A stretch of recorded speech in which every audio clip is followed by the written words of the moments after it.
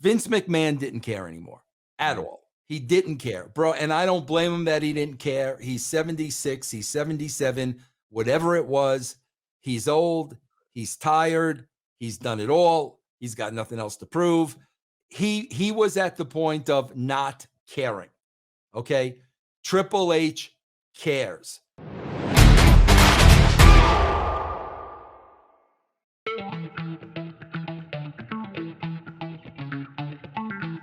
What is going on, everybody? This is Dr. Chris Featherstone here for yet another episode of Writing with Russo. I'm with the bro man, the man bro, the bro man show.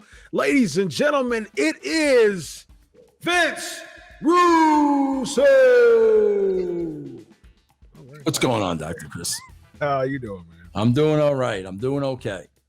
Awesome sauce. So let's jump right into these topics here. The first thing we're going to talk about is we're going to do a report card. We do this a lot on Lazy and Raw, but let's flesh this out a little bit more. All right. So basically at this point, we are 3 months removed from Vince, 2 months removed from Vince. Is it that long already, bro? Yeah, it's been about 2 or 3 months when he steps down. Vince steps down.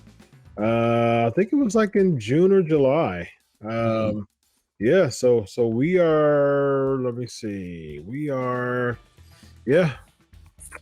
retired on July the 22nd. He stepped down on June 17th.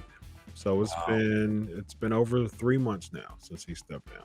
So yeah, so we are at we're at the end of the probationary period, right? Usually probation period's 90 days. 90 days. So we are, 90 days, 3 months. We are at the end of the probation period for Triple H. Vince Russo, at the end of this probation period, what would you grade Triple H report card wise? Do we have to first look at where it was? So let's do this. So basically the hype was Triple H had what it took to revitalize basically WWE as far as excitement and thrill, and he was going to produce a whole different, just landscape, revive the excitement, boost the ratings. All of those things plays in factor of grading Triple H after the probation period. Okay, so you want me to grade Triple H after the probation period? Yep. I'm gonna be nice, bro. I am going to be nice, and I am going to say, and I'm being well. See, I don't even. I think that's too generous. I'm gonna say C. Okay. I'm gonna say C, but I'm really feeling C minus. So let's evaluate this. Here's the big difference. This is the big positive. Here's the big positive. Vince McMahon didn't care anymore at all. He didn't care, bro. And I don't blame him that he didn't care. He's 76, he's 77, whatever it was. He's old, he's tired, he's done it all. He's got nothing else to prove. He was at the point of not caring. Okay? Triple H cares. This is new. This is the opportunity of a lifetime. This is something that he's maybe always been waiting for. Maybe he always thought, when Vince passed away, him and Stephanie, whatever the situation is, the big difference is Triple H cares. And you can tell that he cares by the effort he's putting into the show. I think I've made that clear over the first 3 months. Okay? However, where he continues to fail and draw that C minus is what you and I talk about all the time. He's catering to people that already watch the show. So if I am a casual wrestling fan and I'm giving this thing a chance, because if it's good and it's different, I may come back to it, okay? At this point, there's nothing for me to come back to.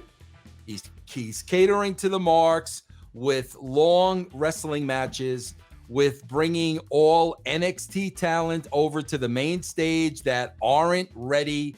No lack of ring psychology in these matches, lack of characters, lack of storylines, lack of cliffhangers, etc., etc., etc. So in my opinion, he's failing greatly by catering to an audience he already has, which I have been saying for over the last decade. So my assessment, the first thing I thought was C minus.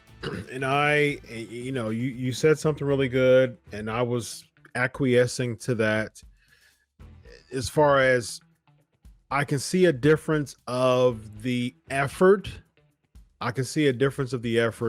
My biggest thing is the 24/7 trash is seemingly over with. That's, to me, that's the biggest plus of the Triple H regime so far over the past 3 months, is the end of the 24/7 championship. It was a wasted segment every single week. It was cool at first when R-Truth kept winning and things like that. It was built around R-Truth. It was funny. Then you put Drake Maverick and his wife in there and all those scenes outside of the ring.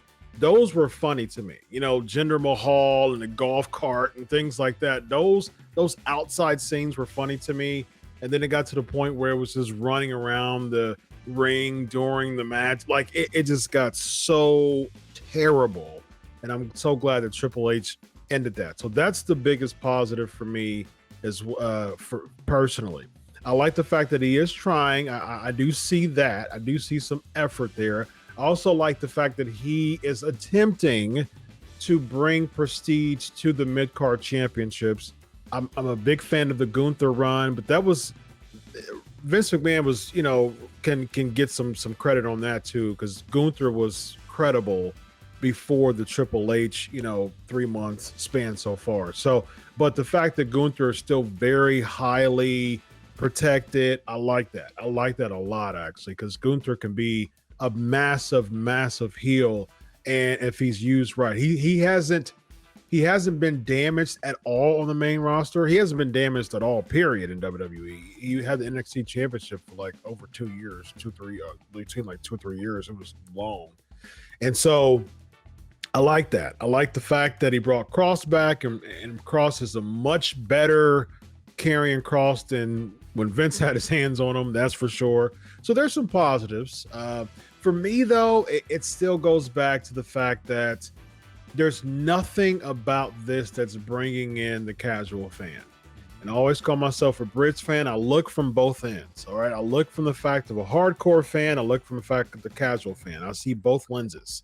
And I see the hardcore fan, A, the casual fan, D to F. You know what I mean? Like it's not catering to the casual fan.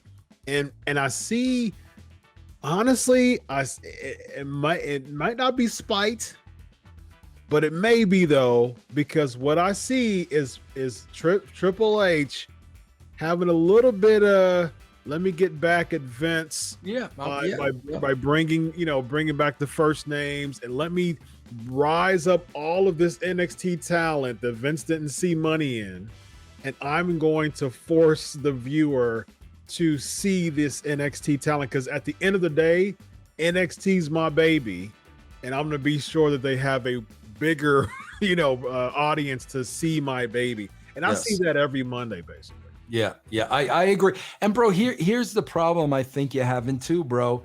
Bro, you're going to have a problem when talent is involved in creative, because there's baggage with other talents. And I could see, bro, since Braun has come back, has Triple H been using Braun correctly? No, he has not. Bro, trust me, my experience in booking and writing with Jeff Jarrett when he was running TNA, his past history with the talent on the show affected his booking. And that's not a slight at Jeff, bro. It would be any talent in that position. I don't care if Dusty was booking. I don't care who was booking. If you are a former talent, you've got history with some people on your show.